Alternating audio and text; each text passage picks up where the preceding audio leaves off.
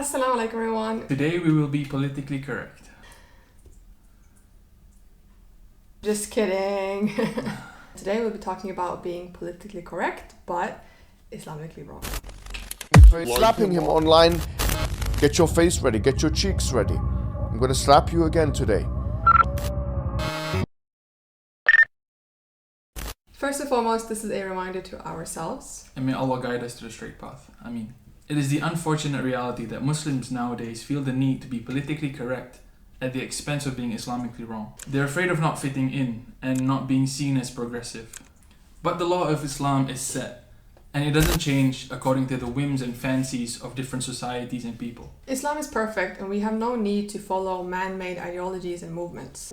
اليوم أكملت لكم دينكم وأتممت عليكم نعمتي ورضيت لكم الإسلام دينا. When we're talking about being politically correct, we mean for us Muslims following trends or ideologies like feminism or supporting LGBTQ when it is very clear cut that it goes against Islam. It is very common to see on social media today that Muslims are calling themselves feminists, are openly supporting pride and LGBTQ. And the core of our message is this to our Muslim brothers and sisters. We have to be unapologetically Muslim. We have to be proud Muslims. We have to stand our ground and don't adopt a backfoot approach when confronted with these types of questions. Don't succumb to their agenda. Don't let them bully you. Don't cater to them.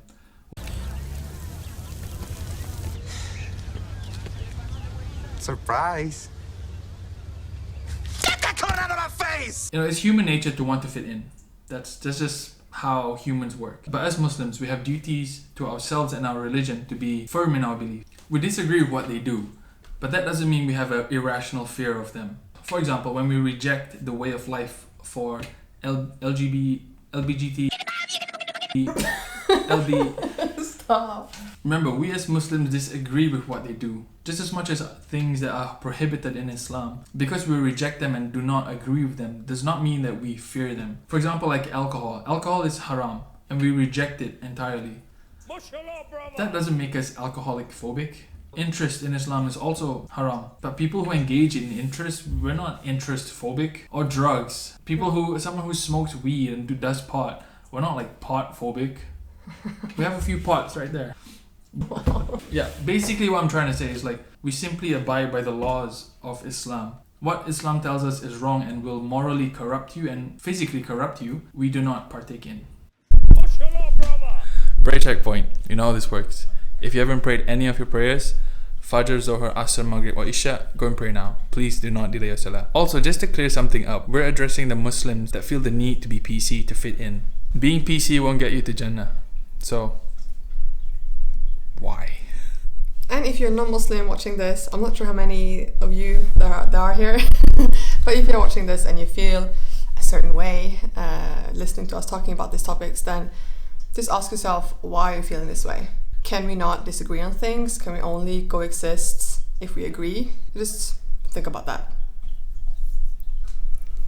So yeah, go and pray.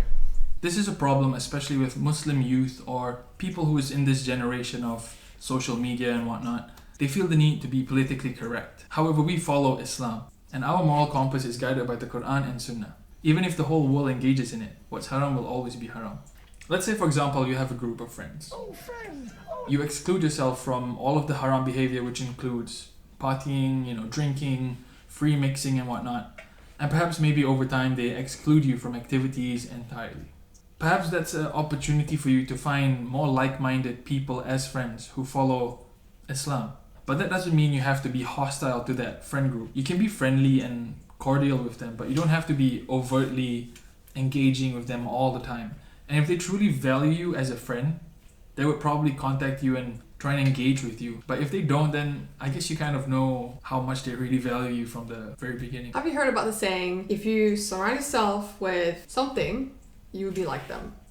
If you are in a group of 4 alcoholics, there's a high chance that you will be the 5th. If you surround yourself with 5 millionaires, there's a high chance that you are the 6th. Who you surround yourself with, who you hang out with, plays a huge role in your life and in your decision making. And I think the motive a lot of times is the fear of being left out. Fear Allah subhanahu wa ta'ala more. Because maybe these people are not the company that you want to be in with.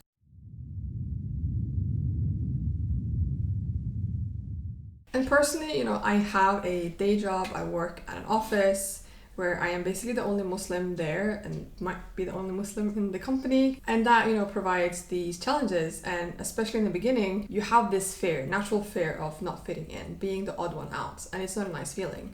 For example, they will have after work events where they will go to a karaoke bar. They will go do something. Well, everything they do will involve drinking and of course free mixing. So I will say, no, I'm not comfortable joining that. And you know, alhamdulillah, my colleagues and my boss is quite, you know, they're quite understanding, but it still feels like, do they think about me differently? Like, you feel odd. And for someone who has lived a life where that was very, you know, normalized, and me like, yeah, I could just be there and hang with people, you know, it's such a big change. Being unapologetically Muslim, you will definitely face some like, that's weird, you're so like traditional or whatever, you know. Don't aim to please them, aim to please Allah. Just ask yourself, why would you give up your Islamic values, compromise your Islam because they disagree with something?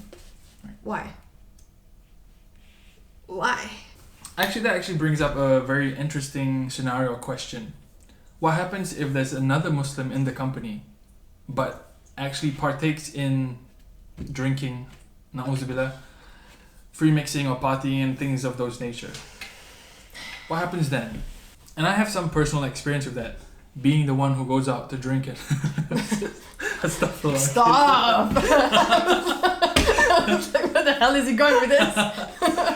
Okay, but this brings up the question of, what if there's another Muslim in that company that actually does these things, that actually goes out for drinking events or like partying and like free mixing and whatnot? You know, the people might say, oh, but this guy does it, why don't you do it? Like, who cares? We abide by Islam. We can't let someone else who is sinning affect us and our Islam. If you're in this kind of situation where you have a Muslim at your workplace or whatever it is that is doing things that's haram, and maybe your colleagues are asking, why is this person doing it but not you? Just be straight and say, I don't believe it's right. This is my belief. You don't have to have a discussion about it. Just leave it to the best of your ability. Leave it at that. And it's very common for recent events to be talking points and conversation topics during everyday life in school or work or whatever it is.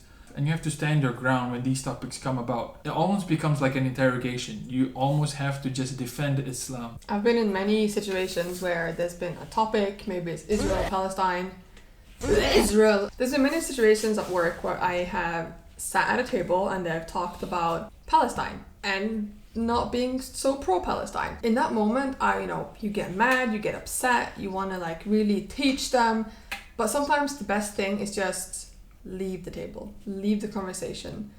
It might not be worth your time or worth your energy to start arguing with them. Because if they're so pro whatever, then your discussion might not change your mind in like 5-minute lunch, break. Make your points and just leave. But if you genuinely believe that you feel like you can actually talk with them, and if the setting is right, of course you shouldn't shy away from a good, knowledgeable discussion. But if you're on the side, I was like, just lost for words. Confirmation bias is a real thing. No matter what you bring to the table, they will still reject it because they already have a preconceived decision of what they think it is. And lots of times these types of conversations become cross-examinations. It becomes interrogations about your faith. It no longer becomes a conversation or a dialogue. Almost in a way attack you. That's why we would recommend not to adopt a back-foot approach. Instead, ask the questions. Why do you drink? What good does it do for your health? Do you know the correlation of heart disease and alcohol is this? When you present them the questions, then they have to think about it. It's really difficult to justify why drinking alcohol is good for you. Okay, but like, how are we gonna... How? He does that to me all the time. It feels so good. I'm editing. I'm leaving it up. No, you're not. When you actually stand up for yourself and you say, you clear cut, no, I'm not comfortable with this, I disagree with it. That's it. They might actually react differently than what you think. Standing up for yourself and standing up for what you believe in will also help you to feel more confidence. you won't feel as, like very tiptoeing, walking eggshells and whatnot. Just stand up for yourself, and honestly, I think you'll feel a lot better. So how you come off to people will also change what they think of you. If you come off as someone who's very apologetic, like, Muslims, they will be thinking, she seems very insecure, does she know what she or he believes in? But if you come off as, no, I don't drink because it is wrong, I don't agree with this because it is wrong for me, okay. This guy's legit. Having said that, that doesn't mean we shy away from these types of conversations. As a matter of fact, as Muslims, we should share our religion. We should share why we believe in it. Whether they accept it or not, that's up to Allah subhanahu wa ta'ala. Because at the end of the day, it's lakum dinukum waliya din. You have your way and we have ours. And ours is the way of Islam. And that's the end of the video. We hope you enjoyed it. Like and subscribe if you like it. We try to get to 10K. Inshallah. I want to see how quick that happens, so subscribe.